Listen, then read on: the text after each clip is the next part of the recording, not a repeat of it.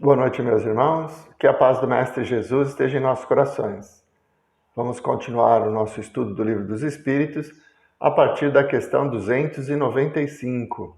E nós estamos falando das relações que existem entre os espíritos. Como é que ficam os sentimentos que nós temos antes de desencarnarmos, os sentimentos que nós cultuamos durante a experiência na vigília, né, no corpo, e esses mesmos sentimentos após a desencarnação. Como é que são essas relações, né? Ele fala até de metades eternas, né? Vamos ver aí como que o Kardec nos responde essas questões. Então, questão 295. Que sentimento experimentam após a morte aqueles a quem fizemos mal neste mundo? Que sentimentos experimentam após a morte aqueles a quem fizemos mal neste mundo? Se são bons, eles vos perdoam, conforme o vosso arrependimento. Se são maus, é possível que guardem ressentimento e vos persigam, algumas vezes, até mesmo em outras existências. Deus pode permiti-lo como castigo. Então, dá a impressão que Deus vai punir alguém que não consegue perdoar, né? Mas na realidade não é bem assim. Então, se nós fizermos mal a alguém que não conseguiu nos perdoar, essa pessoa vai guardando esse rancor, esse ódio, e muitas vezes se baseia na lei de Talião, né? No olho por olho, dente por dente, e acredita que somente através da vingança ele poderá encontrar a paz. Então, essa pessoa fica aprisionada ao sentimento. Então, Deus permite que isso aconteça. Ele não interfere no nosso livre-arbítrio.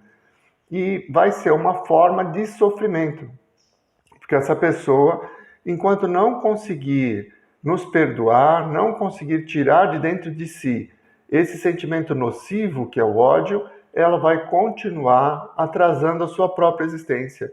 Ela fica presa a alguma coisa que está lá no passado, que não pode ser mudado, né?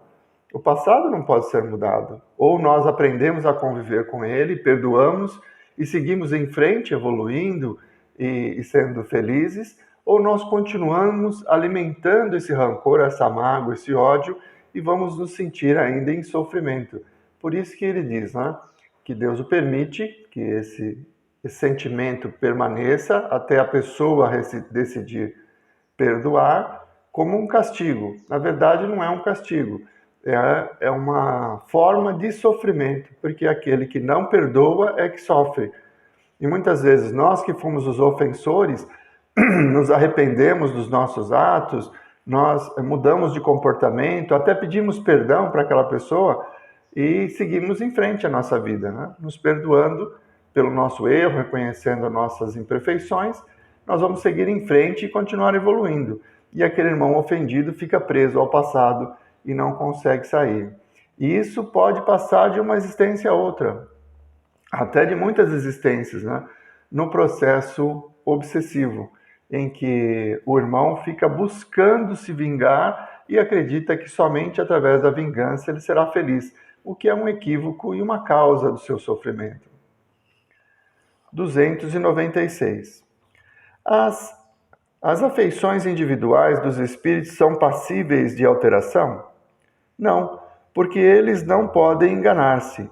Não dispõem mais da máscara sob a qual se escondem os hipócritas. É por isso que suas afeições não se alteram quando eles são puros. Para eles, o amor que os une é fonte de suprema felicidade.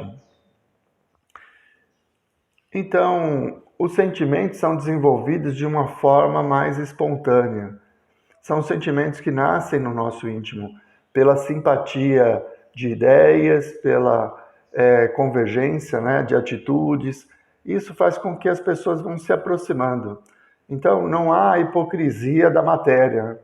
Quantas vezes uma pessoa que nos odeia nos abraça? Ela nos abraça, nos beija, né? E no íntimo está desejando que nós soframos. E isso é hipocrisia, que pode acontecer no mundo físico. Um sorriso pode esconder um sentimento diferente, mas no plano espiritual não, porque as vibrações nos condenam, né? Se nós estamos com um sentimento negativo em relação a outro espírito, ele conseguirá nos ver pelos nossos pensamentos, pela cor da nossa aura, ele vai saber a sinceridade dos nossos sentimentos. Então não dá para você dissimular quando estamos no plano espiritual. Somos mais verdadeiros, né? Não dá para se esconder. 297. A afeição mútua que dois seres se consagram na Terra continua a existir sempre no mundo dos espíritos? Sim, sem dúvida, se baseada na verdadeira simpatia. Entretanto, se as causas de ordem física tiveram maior participação do que a simpatia, a afeição cessa com as causas. As afeições entre os espíritos são mais sólidas e duráveis que na Terra, porque não se acham subordinadas ao capricho dos interesses materiais e do amor próprio. Então, mais uma vez, é aquela ideia de que nós, no plano espiritual, não conseguimos nos esconder. Nós vamos demonstrar exatamente aquilo que nós sentimos. É visível os nossos sentimentos. Então, não tem como você dissimular, né? Ser hipócrita, de dizer uma coisa e ser outra. E quando existe essa simpatia aqui na Terra, por esses laços de afeição, de afinidade de ideias, de sentimento mais verdadeiro, sem relação com os interesses da vida material, esses laços eles se conservam. Então, desencarnam e continuam com a mesma simpatia, porque quando se veem como espíritos, percebem a verdade dos sentimentos. Então, a tendência é que espíritos simpáticos na Terra, pela afinidade de ideias, por sentimentos, também o sejam no plano espiritual. Isso se mantém. 298. As almas que devem unir-se estão predestinadas a essa união desde a sua origem, e cada um de nós tem, em alguma parte do universo, a sua metade, a que fatalmente se unirá um dia? Não. Não existe união particular e fatal de duas almas. Existe união entre todos os espíritos, mas em graus diferentes, segundo a categoria que ocupam, isto é, segundo a perfeição que tenham adquirido. Quanto mais perfeitos, tanto mais unidos. Da discórdia nascem todos os males dos seres humanos. Da concórdia resulta a completa felicidade. Então, finalmente, o Kardec responde, né? Não tem a outra metade da laranja, não tem a tampa da panela. Um espírito que foi criado exclusivamente para compartilhar conosco a vida e nos completar. Porque se isso fosse verdade, nós seríamos espíritos incompletos, não é? Então, não. As afinidades elas vão ocorrer por sentimentos, por convergência de ideias, pelo desejo de resgate. Muitas vezes, dois espíritos reencarnam no mesmo período, em famílias próximas, né? Ou vão se encontrar mais tarde para compartilhar e fundar, criar uma nova família, justamente porque tem necessidade de conviver, de resgatar entre eles problemas do passado. E como nós estamos no mundo de provas e expiações, as provas são esses exercícios. Então, reencontramos aquele espírito com quem nós sentimos um desejo muito grande de estarmos juntos, de compartilhar a vida, de construir a nossa família, para que possamos resgatar um em relação ao outro problemas do passado. A família é um grande laboratório onde nós vamos evoluir a partir do exercício da tolerância, e essa afinidade ela acontece por necessidade mesmo. Então, dois espíritos se encontram aqui na Terra, já trazem um planejamento prévio, né? Isso a gente vê no livro Nosso Lar mesmo. Nós temos a descrição dos pais do Lísias, que eles já, algumas encarnações, eles se reencontram, se casam e vão constituir família. Eles vão resgatando um em relação ao outro, desenvolvendo esse amor. Então é um sentimento mais verdadeiro. Quando nós evoluirmos ao grau do Mestre Jesus, vamos compreender que esse amor não é individual, que a prática do amor é como Jesus praticou. Ele nos amou a todos indistintamente. Então o amor a um espírito não extingue o amor a outro espírito. E quanto mais evoluídos nós formos, maior vai ser essa percepção de que podemos e devemos compartilhar toda a nossa vida, os nossos sentimentos, com todas as pessoas que caminham entre nós. Aquelas que são estranhas, que passam num determinado momento, mas para quem nós podemos fazer algo, trazer algo de bom, de ajudar. Então, esse sentimento de amor, ele vai se expandindo à medida em que nós evoluirmos.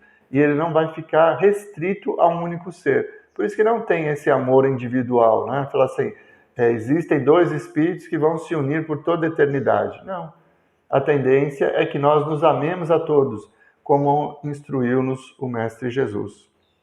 E como ele mesmo exemplificou quando esteve entre nós. Muito bem, o assunto é interessante e nós já estamos bem avançados no tempo. Então, na próxima semana, retomaremos o nosso estudo a partir da questão 299 e vamos continuar tratando desse assunto, né, das relações entre os espíritos na erradicidade.